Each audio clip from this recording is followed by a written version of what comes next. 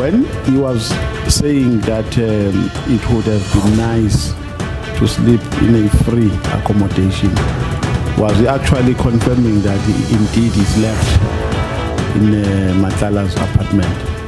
Yes, I did. Yes, I did. So, okay. Yeah, I did twice. But it's not true that I'm his business partner. From what I've heard, when you mentioned about SABC, about Nhlanhla, and so on and so on, he knows all those people. Understanding what he says about his knowledge of Ket Nhlanhla is quite important for us to look into that relationship.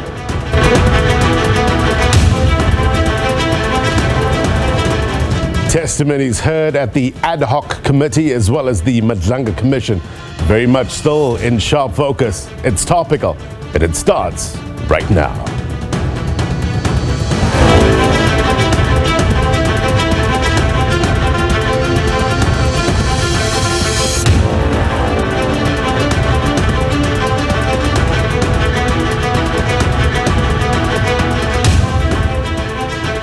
A very good evening to you, South Africa, those watching around the world. My name is Blaine Herman, and this is It's Topical.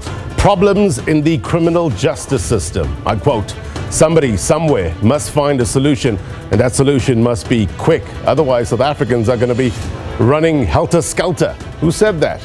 General Bheki Cele, during his testimony before Parliament's ad hoc committee investigating allegations made by Lieutenant General Nhlanhla Mkhwanazi. Now, the question then becomes, what did he do during his tenure as former police minister and former national police commissioner to improve the situation?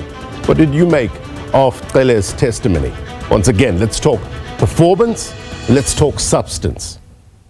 We also saw a statement from Chief Justice Mandisa Meyer saying that the judiciary has noted with great concern the testimony given on the 21st of October by Witness A at the Nhlanhla Commission, to the effect that he heard from an informer that a sum of 2.5 million rand was earmarked to secure bail for Katiso KT Molefe, although the witness did not know if this money was intended for the presiding judge, acting judge, President Ledwaba, or the public prosecutor.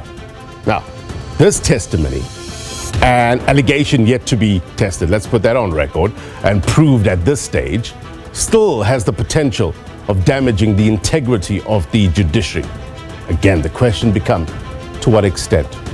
Just to give you a heads up with regards to Monday at the Nhlanhla Commission, just hearing a short while ago, the witness is a South African Police Service ballistics expert who will take to the stand at 9:30.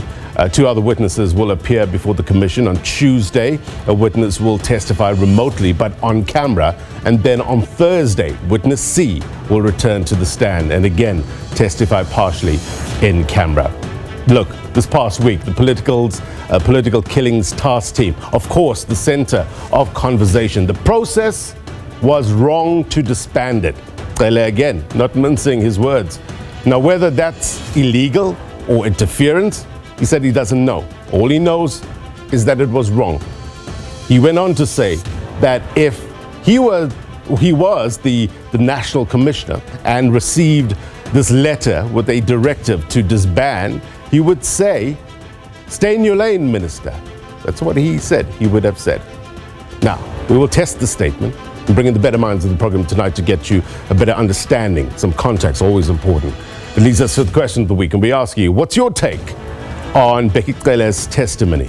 Is he exposing the truth, or is he covering up to protect himself? Let us know at SABC News_TV. Also, opening up the lines again tonight. It proved a very, very popular decision last week. Lines were lighting up, but hopefully we do the same tonight. So why not? Let's do it again. After all, this program is about you having your say, asking the questions for yourself. 011-714-0677, 7879, 011-714-0677, number on your screen. We'll chat in a short while. Let's walk and talk. Get you context, as always, from the magic wall. And again, I want to know what stood out for you during the week of testimony, both at the Nhlanhla Commission as well as at the ad hoc committee. as testimonies continue. What sort of answers are you looking for? Love to hear your thoughts at SABC News_TV. Perspective coming up.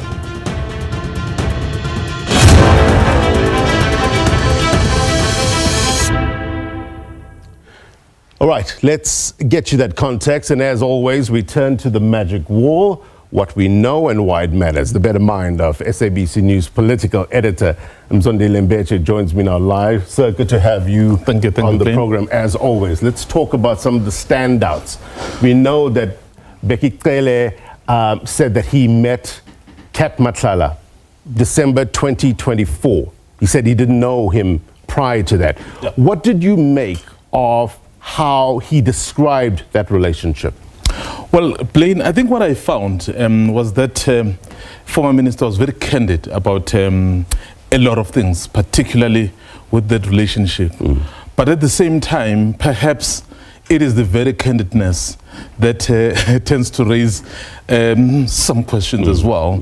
And I found a very interesting aspect that obviously there were those phone calls that happened a number of times. And also for me, what made it even more interesting, I know that we are not forced to communicate through messages or WhatsApps, but the fact that you never do any of those, but you do call, and not just once, several times. But I would say, to your question, he was very candid, and then perhaps a lot more may come out going forward. Well, speaking about that, and something that plays into your wheelhouse, he also said that Kat Matlala told him about the funding of a project of Mkhunu to become either president or deputy president. Give us some context here. This is very interesting. It goes back to what I think Brown Mokgotsi in his communication with Kat Matlala was saying, when he was saying he is funding the gas of Mr. Mkhunu to the gala dinner in Cape Town. But what also is interesting, again, Blaine, I remember this was put to the Minister of Police, Mkhunu, to say, do you know, have you sat with Kat Matlala and Brown Mokgotsi? And under oath, he said, that meeting has never happened. Even when the lead counsel says, a witness is going to come to say they know about that meeting, and then he said it never happened. But what is also more interesting in that regard, Blaine, is that for now, Bheki Cele says he was told by Kat Matlala. But at the same time, you remember when Mkhunu was testifying, so he had a sworn affidavit from Kat Matlala basically saying, so he doesn't know anything about him. So for me, it will be very interesting as these processes unfold. Remember, there is ad hoc committee, which is more political, tends to be a bit more theoretical in terms of dealing with issues, but there's also the Matlanga Commission, which is a bit more incisive in terms of going to some of the legalities. And under cross-examination, some of those issues would come out. Remember, these two witnesses have been in Parliament for now, which is more political. They are still going to come to a more legal related stuff. Yes. Pull back the curtain for us, and given the long lens of history and your work on the ground, what sort of relationship did Bheki Cele and Senzo Mkhunu have prior to this? Well, it's very interesting, and it would appear that perhaps politics may be at play here. I think for the longest time, I think these were comrades. In fact, Bheki Cele was saying it himself to say, for most of the time, they've always been on the same side in terms of pushing whichever candidate. But here, it becomes very interesting to see what has happened. And then you are now out of government, and someone is appointed to the position that you held. And Bheki Cele is one person who's very frank and open. I mean, he enjoys the work. I mean, he enjoyed the work. So it's possible that perhaps when Mr. Mkhunu came in, he may have had, listen, this is my just thinking, he may have had trust issues around some of the personnel working there, and perhaps Mr. Cele may have felt, well, some of the projects that are underway are not being attended to. So it's all those issues. So it does appear that with the new administration of the GNU, the political relations somehow has tended to take perhaps a bit of a negative turn. But through and through, they were comrades who we thought they were very cordial with each other. Clearly out of government, but how influential is he, especially in KwaZulu-Natal, in the political environment? Well, he's a very powerful figure, Airplane. Not even confining him to KZN. I mean, he's been there through and through. And the fact that perhaps he has been part of the security system in terms of the police, being the national commissioner, being the minister. So that really gives you a wide range of contacts, not only in that space, but also in the party itself. So he's very rooted in the party. At some point, I know he was earmarked to run for the chairperson, I think, of eThekwini, which at the time was the biggest region of the ANC. So that does tell you about someone who's really had wide connections on the ground. So he's very influential. I mean, we saw when he spoke, for example, at the memorial service of the late Nathi Mthethwa. I think it was late Nathi Mthethwa. I mean, the fact that he was a key guest speaker there tells you, because people recognize the role that he still plays. But of course, politics is at play. And Mkhunu obviously is a heavyweight in his own right. And the fact that he is being seen as one of the people who are part of the front runners to the presidency tells you that a lot more is happening between these two gentlemen. Interesting times indeed. Something that is also interesting, testimony at the Madlanga Commission. Witness A, B, and C, partially in camera. What jumped out for you?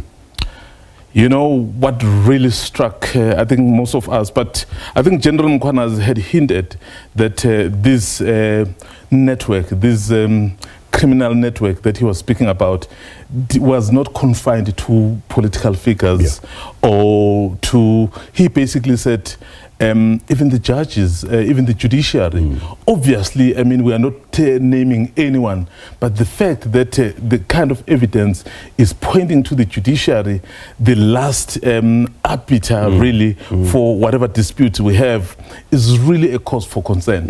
And then plain, if you then start to, I mean, comparing what the evidence of what the witnesses have been saying with what is happening, and people keep asking themselves, so why is it possible for our courts to release someone who is known perhaps to be committing crimes, and some of them, once they are out, they continue to commit crimes, and that still continues to happen. So it does raise a lot of questions. So for me, the fact that the judiciary, I know it's not confirmed as yet, maybe part of this is really a cause for concern, because at least if all other arms of state fail, we hope the judiciary will be the one that will stand for us. 100%. Let's just look at something that Senzo Mkhunu had said before with regards to the PKTT, in particular reference to the Interministerial Committee. He said that wasn't part of the 7th administration. What was Bheki Cele's response to this?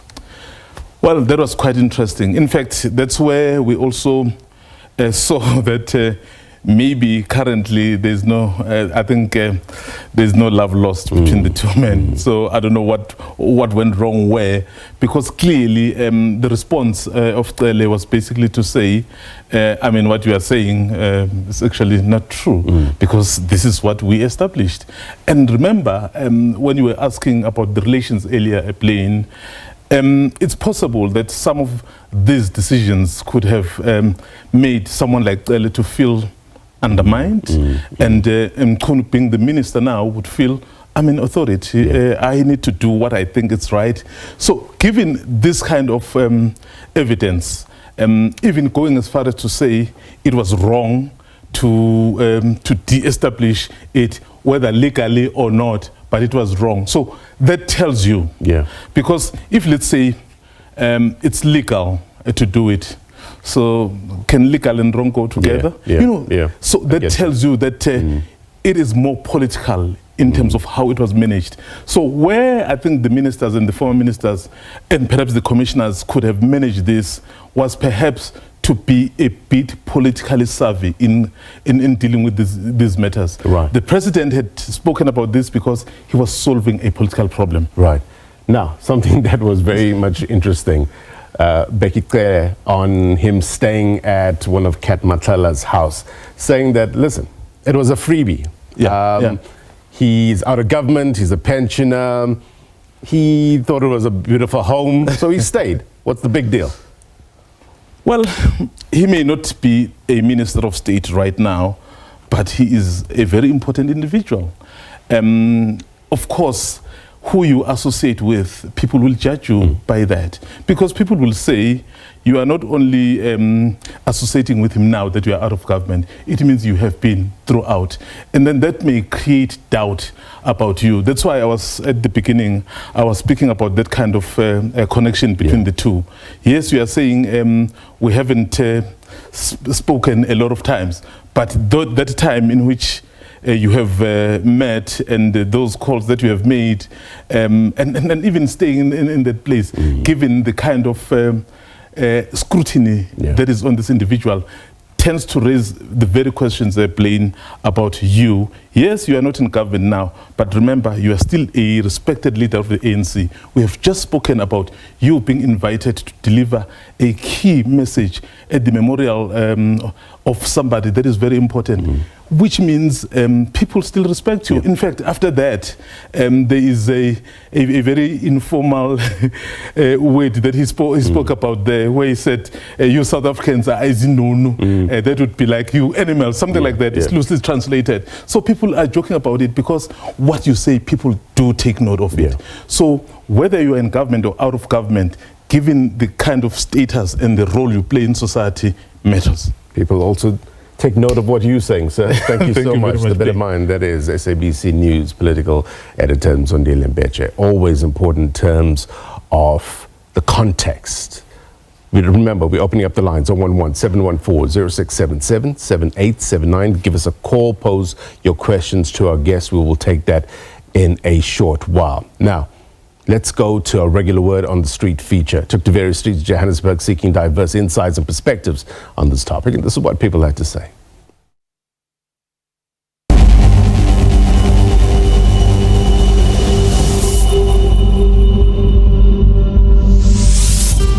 He's somehow revealing the truth about what is wrong in South Africa, yabo. So now he's doing what he was supposed to do when he was in charge, of which he did that, but he did not do that to a greater extent. From what I've heard, when you mentioned about SABC, about Nhlanhla, and so on and so on, he knows all those people. He knows a lot. Well, I think it's an important testimony, especially from a former Minister of Police, to give us much more of the internal context that happens in the police.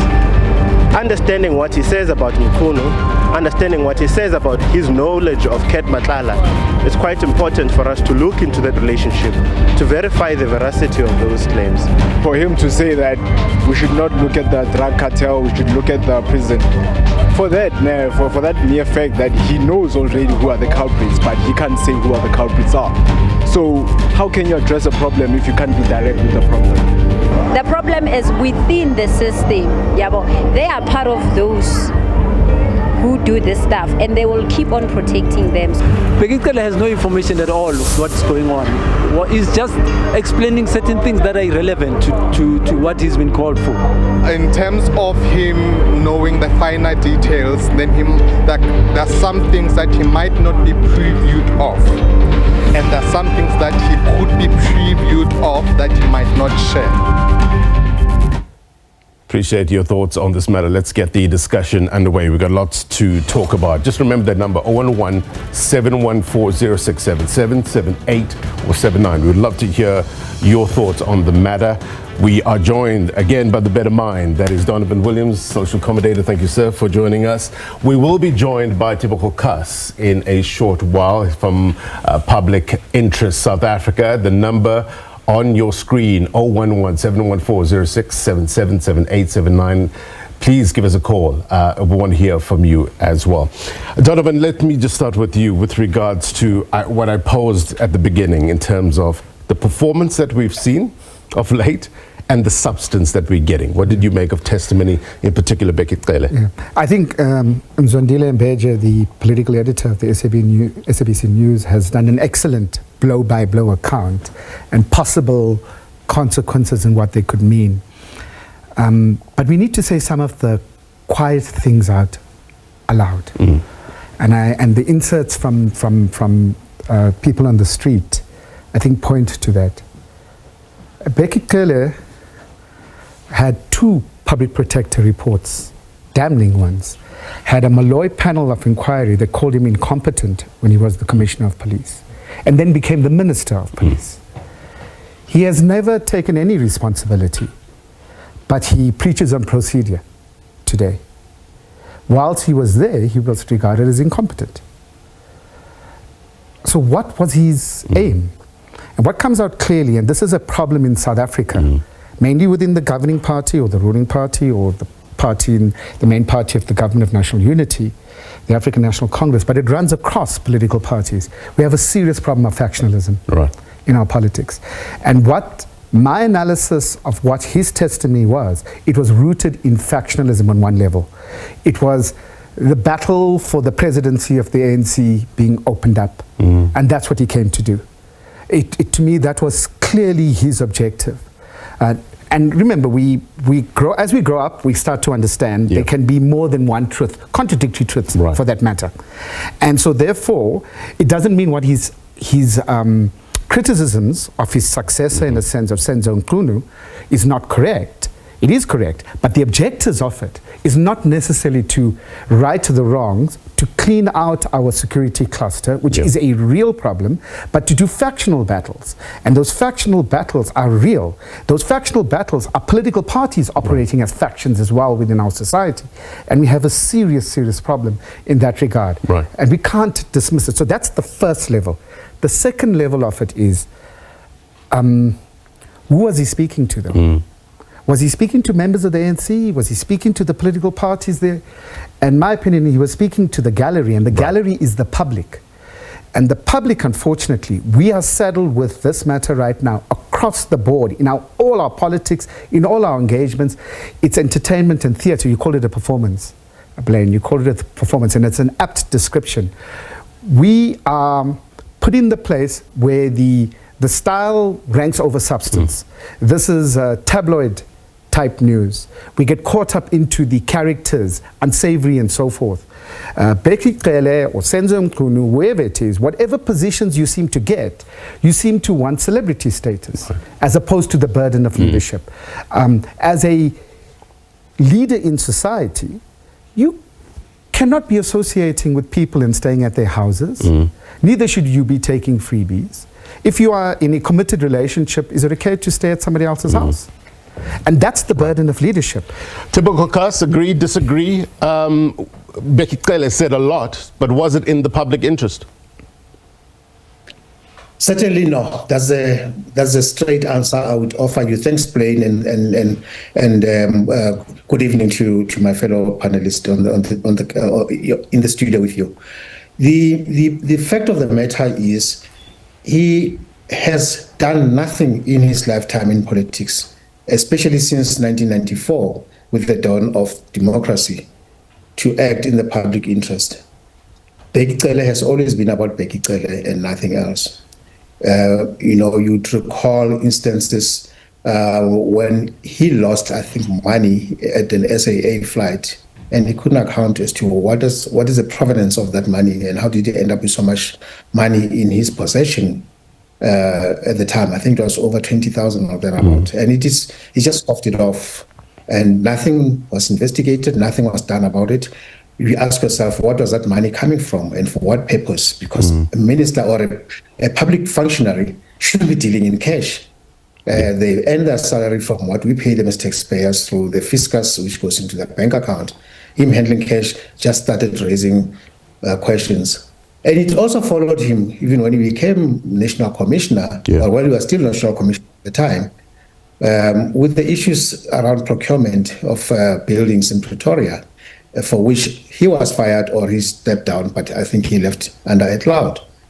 So when he was reinvited to the cabinet by the administration, the first administration of Ramaphosa, the sixth administration, we were all baffled as to what is the reason. Was it just to pay back for the fact that he may have helped Cyril Ramaphosa be successful in KZN? Yeah.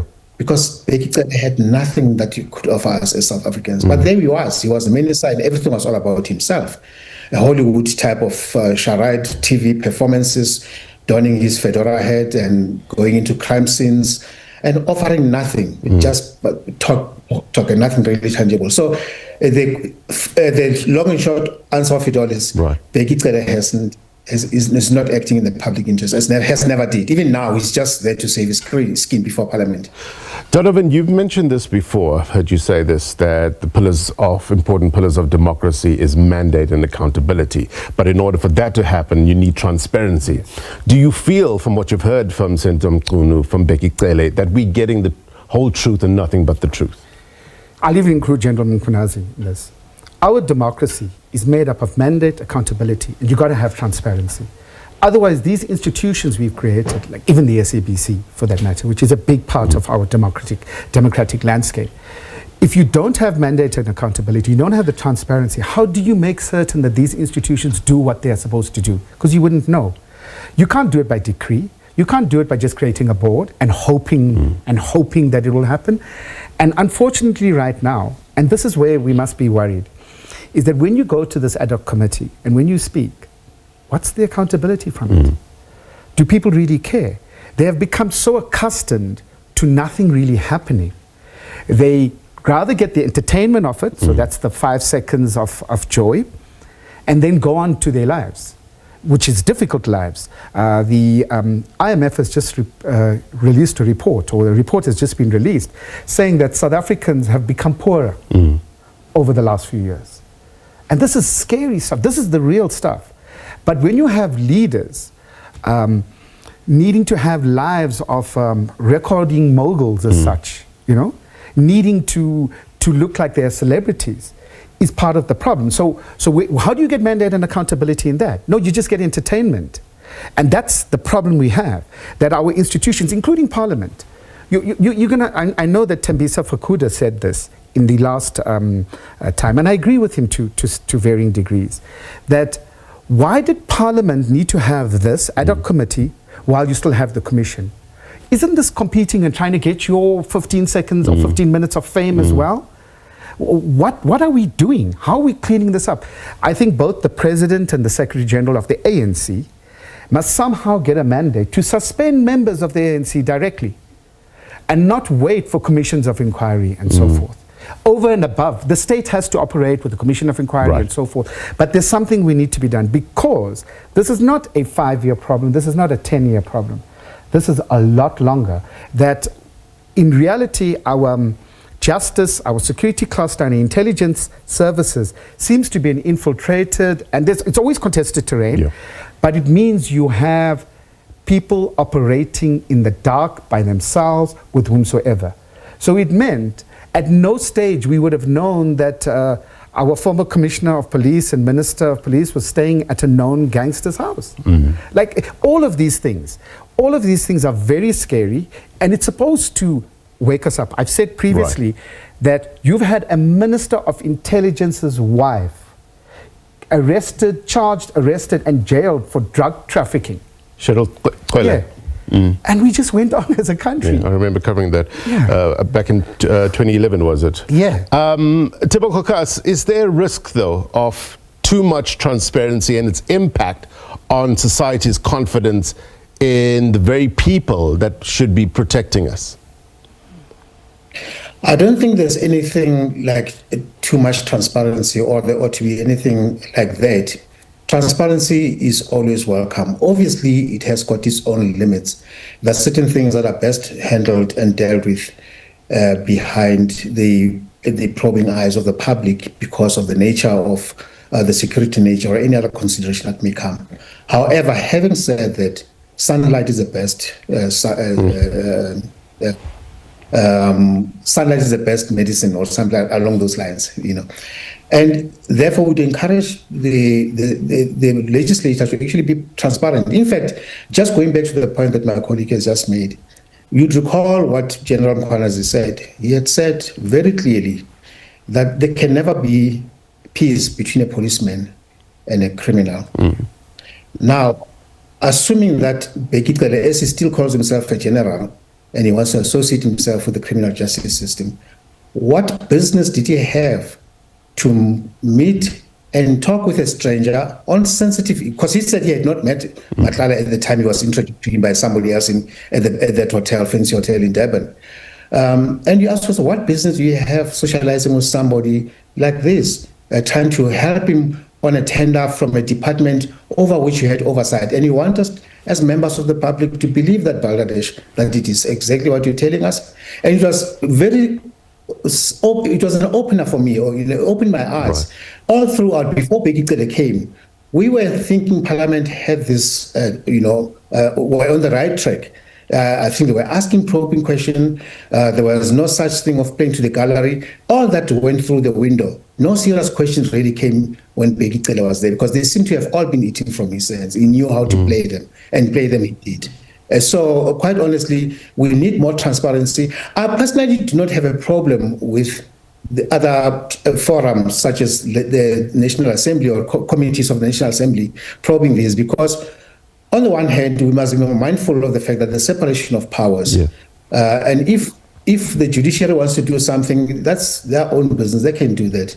Same with the executive, and so must Parliament do. And also remember, a commission of inquiry is appointed by a president. So a president has got a vested interest in that. So do you think any recommendations that say you must fire yourself will be met with happiness by the initiator of that commission? I doubt it. So you need to have another element, arm of state, or organ of state, such as Parliament, doing its job. So it is commendable to that extent. Right. But there mustn't be starstruck, as they seem to be with Bheki Cele's testimony. Help the viewers understand, Donovan. I mean, the ad hoc committee and the Nhlanhla Commission are two different entities, distinct, with different mandates as well. Both are inquisitorial to find the facts. But the way it's going in terms of the questions that's being asked by both entities, are we getting closer to hit that reset button?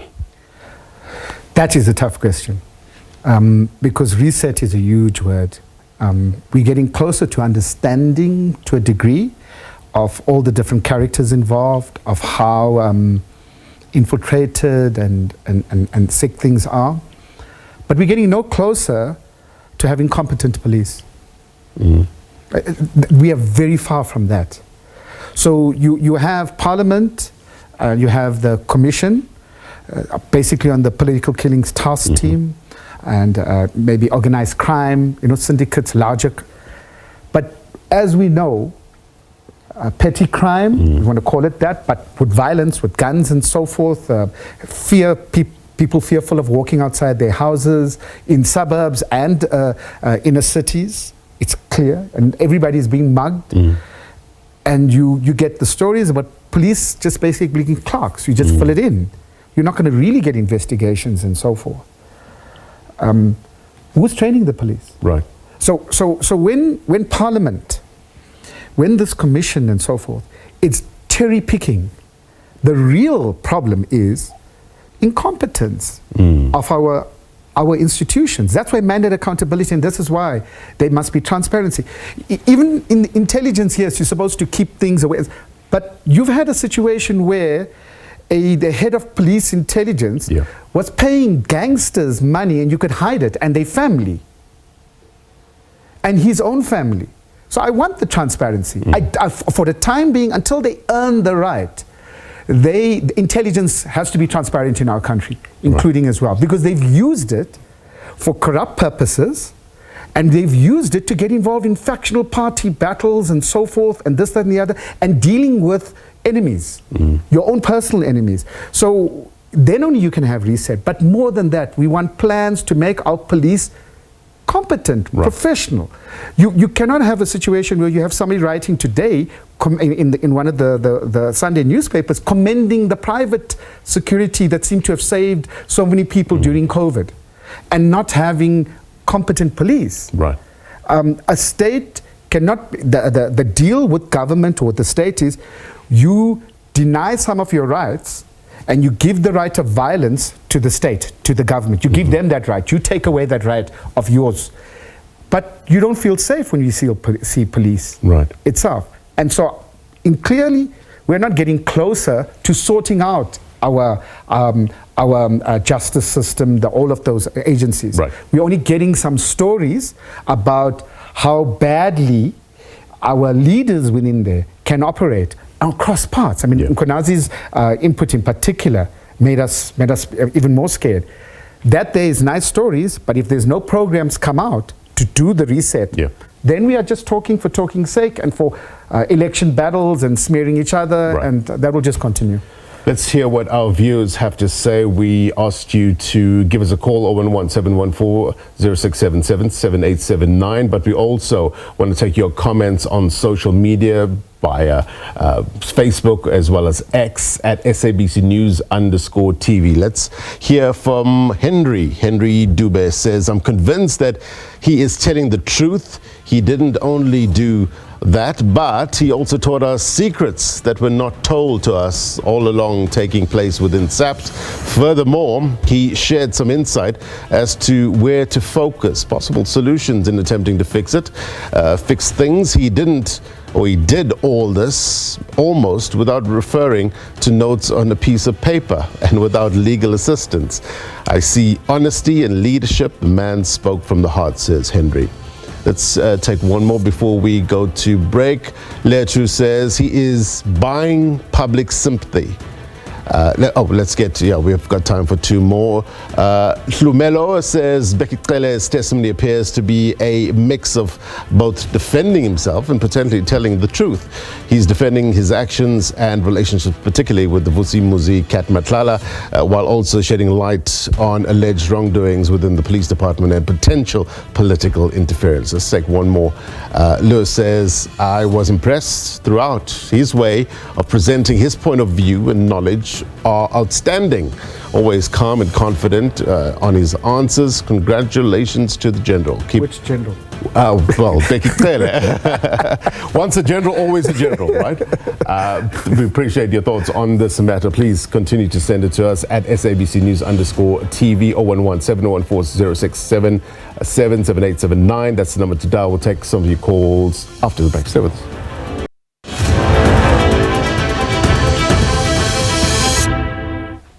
Welcome back. You're watching It's Topical. The question we ask you this week is, what's your take on Bheki Cele's testimony? Is he exposing the truth, or is he covering up to protect himself? Let us know at SABC News_TV. That number again, 011-714-0677-7879. Give us a call, pose your questions to our guests. We'd love to hear from you. Tebogo, let me bring you in to something that I heard that seemingly took Bheki Cele aback. He spoke about this meeting with Cat Matlala in Zimbabwe in March, and he was saying that something that he noticed was Matlala's protection detail, and he was told that some of those people there were recruited from a special task team from the army. He was given about 23 people, and then he said he got more information about the loss of 56 special task team members to the taxi industry. Now, we understand what he says is that in order to train some of these task members, it costs about 1.1 million rand. How does that jump out at you in terms of something that we need to fix in order to keep talent in? Certainly does. In fact, as a matter of fact, the private security industry has got more advanced systems and better trained to a great deal personnel than within the police system itself. And this is natural attrition. There's a huge factor, there's a plethora of factors behind that. Natural attrition, some people just feeling despondent within the system, especially not being overlooked for promotion. And they feel that because with promotion comes higher salaries. And if you are stuck in a rut at a lower level for 10, 15, 20 years, and somebody comes and offers you double or three times or many more what you're currently offering, you are obviously going to be tempted to leave, because at the end of the day, money makes the world go round. And also the fact that you find someone like Ket Matlala appealing to members of the armed forces, the highly specialized type of people, is because they know that they'll have the kind of resources made available for them to undertake their jobs. It's a pity, as it is now becoming more and more apparent, that some of them are being deployed for nefarious use or nefarious deployment, in other words, performing criminal acts and then supporting those who are in the crossfires of the criminal justice system. All right. I want to take some calls now. We understand that we have Nombuso from Pretoria on the line. Nombuso, a very good evening to you. What's on your mind? Your questions for our guests? Good evening. I don't really have any questions, but rather observations from what I gathered from former minister's testimony, which I feel has kind of confirmed how fragmented our law enforcement is, especially when we listen to his accounts. Therefore, through his testimony, we see that there is a certain extent to which our justice system and law enforcement have been compromised in terms of unchecked power and the lack of pursuit for accountability and transparency when it is linked to people who have power within the state, whether it be financial or political power. But with that said, there are aspects in his testimony which I personally feel that they come across as him being someone who wants to also protect himself, as he does constantly divert the attention towards Minister Mkhwanazi's actions within his testimony, which then kind of shifts the focus from him and focuses more on Minister Mkhwanazi, who the public has already kind of deemed as someone who's guilty to a certain extent. And I think he utilized his platform within the testimony to contribute further into shaping public perception around how guilty Minister Mkhwanazi is, which made it easy for the central focus of the case to be on Minister Mkhwanazi and the former minister's claims around Anele Tembe's case. Therefore, I think my overall observation is that former Minister Cele did state many things that were of great value to know about our law enforcement and about how cases and events which were crucial in order to understand how fragmented our law enforcement is.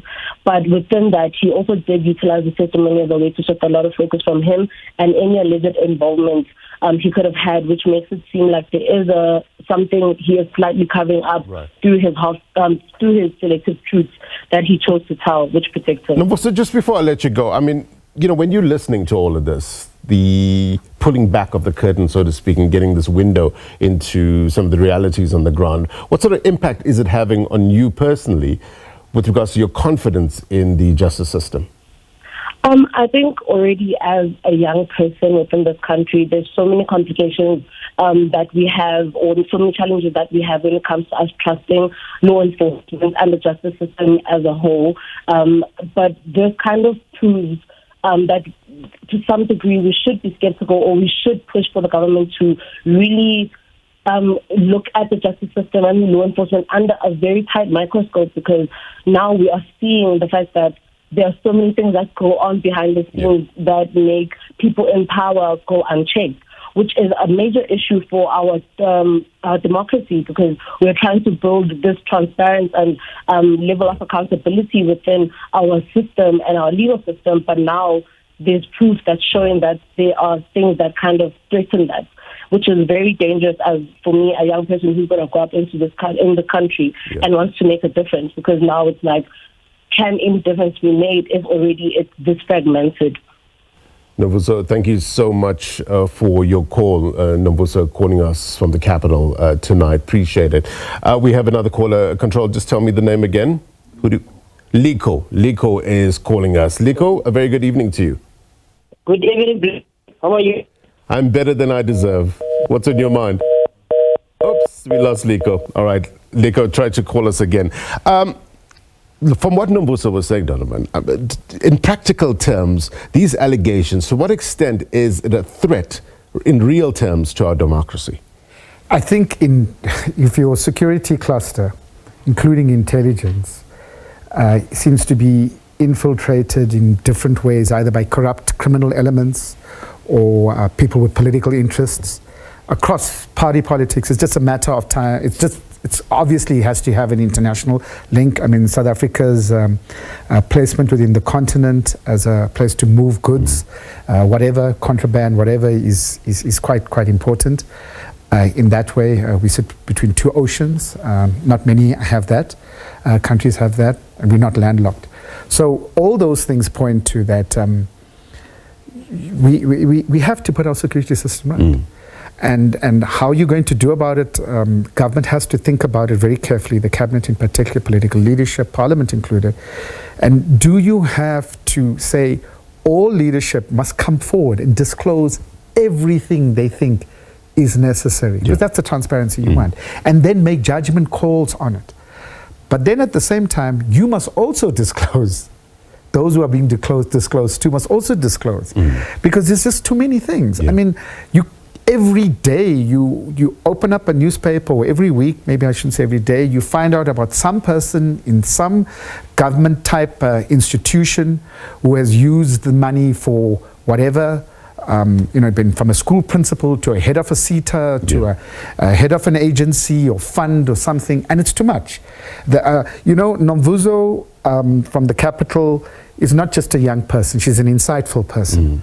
And her insights are what I've heard from normal people. Our police are regarded as just another gang. So let's sort that out. And this reinforces that what the leadership is more worried about is from institutional turf battles to party political battles to currying favors with particular powerful individuals, and it can go worse. So everything is being done, and just the show is being done on, we're doing stuff to fight crime. And we have to question this. And I hope the president in particular, because the president, what has been shown, and this is what I started off with factionalism, is that we do complain about the president not moving quickly enough, etc. And one of the things is becoming clear is the president is fearful of an unstable African National Congress. So his actions seem to be determined that how do I help stabilize the ANC? And we need to tell him, no, part of your actions to stabilizing the ANC is cleaning it. Is literally cleaning it. So he can move faster now, especially because he won't be returning. He must take this opportunity to do that, because we really want it to be done. And it's not about supporting which political party or whatever, but cleaning up our institutions requires that. And the police are key in that. Let's go back to the lines. I understand that we have Cele from Tembisa. Cele, very good evening to you. Good evening, and the panel. My view on this Bheki Cele and the performance that he made in Parliament is that if we were to compare the performance by the previous Minister Senzo Mkhwanazi to that of Bheki Cele, he looks like he chose to be on the best side of history to align with the sentiment echoed by the Commissioner of KwaZulu-Natal. That's what I'm seeing from my side. Cele, thank you very much indeed for your call. 011-714-0677-7879. I just wanted to, Cele is calling from Tembisa. We know about the SIU Tebogo Khaas investigation at the Tembisa hospital. Something that jumped out at me, there was two recommendations early in the week that Senzo Mkhwanazi gave. And he recommended, the first one was that the Auditor General be appointed to conduct a full and independent audit on the PKTT's financial matters, instead of having the SIU, IDAC, DPCI and other agencies, recommended a single independent anti-corruption agency be considered. What do you make of that first recommendation? In other words, it's a recommendation to throw good money after bad, but be that as it may, remember the Auditor General's investigations are post facto. In other words, the horses has long bolted. The question is, what are the current controls? What has been the controls? Because we knew even before, during the Zondo Commission's testimony, that not good things are happening at crime intelligence or within SABC insofar as managing their affairs. And we have waited this long. Seemingly things just went along as if nothing happened. And the president is still sitting on that report. Yes, some of the senior officials are currently being tried, but the fact of the matter, it seems to me that then there were no proper controls in place. Yeah. But also, we seem to see people throwing mud at each other, because if you listen very carefully to what Lieutenant General Mkhwanazi said, he was saying some of these things is not something new, where people would be purchasing buildings in a manner or procuring procuring buildings in a manner that is currently happening. It is something that has happened in the past. It is just only now, because of politics, that some people are beginning to raise the flag. So you need to ensure that you get to the root of this. So if it's a matter of systems, if it's a matter of, because it clearly points to a lack of systems and management within the police itself. Let me also, while I have your attention, let me also address this issue about the fact that policing themselves, you look at the environment within which they work. That environment, just recently, there was this incident where the Premier visited Acacia Police Station, and to uncover, and it's not new, the uninhabitable environment where police have to operate, lack of vehicles, lack of tools, and that is why they get to be lured into the private sector. And also, more importantly, one thing that we also need to do, the trust in the police system continues to erode for as long as senior officials remain under suspicion, or there's a cloud above them. I'm talking here about police need to come and take us in our confidence. What is really happening with regards to the case of, or the allegations leveled against the Deputy National Commissioner, Tebogo Musiki? Are those non-issues or what? Because that on its own, for as long as it persists and there's not public clearing of whether she's done something wrong or not, public perceptions, public trust in the police will continue to erode. Let's go to the public now. We've been asking for your tweets and Facebook posts. Let's hear what you have to say with regards to our question, basically on Bheki Cele and his testimony. What did you make of it? Let's go to Tando. Tando says he knows he'll never be in public office again, so he decided to be as upfront as he possibly could. It's admirable, but I'm still uneasy with his association with Nhlanhla. David says he is not sure how much evidence is in the domain, so he's cautious with his words.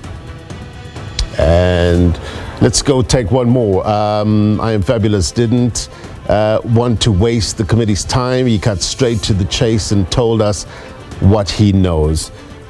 Just final thoughts, we're running out of time, Donovan, but I wonder if there's a danger already this early in terms of the commission as well as the committee, is that there's this binary perspective where we either creating heroes or the villains. What's the danger in that, to not allow nuance? Yeah, the lack of nuance will hurt us all, because because life is too complicated. Yeah. So you can't create an angel out of one and a demon out of the other. You're going to have to cut through that. But that's where leadership comes in. The public they could have their favorites and not favorites, etc. Yeah. They should be allowed to. But where they would move on is if there's enough leadership to show that we can have confidence that these matters are being sorted out and they're not going to reprise themselves. The problem is they reprise themselves with different names and different edges all the time. And that's why the public loses faith. Right. Very quickly, let me also say that that budget of the PKTT and so forth, Mary de Haas, I think, needs to be called forward. She needs to explain what she means, because she made that charge that they are spending too much of money and the dockets are empty and so forth. So she needs to be brought forward. But we must also be careful all the time that we are taking the politics of maybe one province and we are making it a national phenomena, but it needs to be sorted out in that province as well. I think that's quite important. And I'll stop there because I think we're running out of time. Thank you so much, Donovan Williams, as well as Tebogo Khaas. Appreciate your better minds on this subject. No doubt the conversation continues. We'll engage more on this front. Appreciate it. All right, before we go, here's my take. Accountability. It's about keeping those in power honest, right? But when we talk about accountability, some of us hear it as it was coming from that teacher from Charlie Brown. Remember? Wah, wah, wah, wah. Remember that. But this negative perception of accountability needs to stop. Rather see it as an opportunity to recognize that something has gone wrong, and then let's try to fix it and move forward. Also, don't give up. Don't cover up. Let's extend it to that when things go wrong.